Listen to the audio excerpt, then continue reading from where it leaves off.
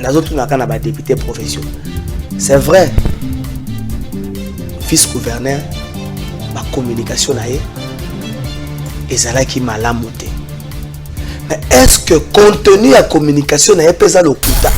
Est-ce que monsieur le gouverneur a géré Kinshasa le rôle à l'Igablo na yé? Est-ce que Kinbo peut être un plan d'action? La député provincial.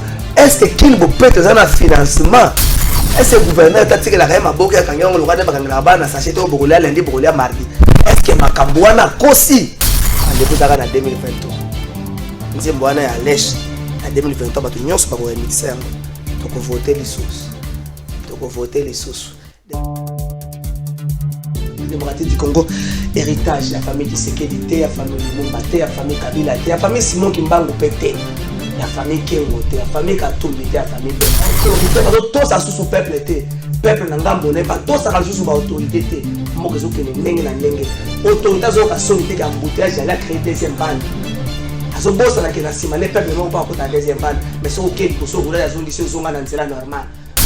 Est-ce que monsieur le gouverneur avait province à vous avez le coup de la gouverneur à capitale ya mboka lokola oyo République démocratique du Congo? Est-ce que vous avez le coup de la Bango Félix Tshisekedi yé moko blocage? Camarade de opposition à Kala, mutalo bien Félix Tshisekedi yé moko blocage. Enfin c'est à côté de là, l'état tout c'est le gouvernement et gouvernement. Donc Jean-Marc Kabunda le baki le bill pour ça va député et nous sacré de gouvernement d'ici là et contenir 55 membres.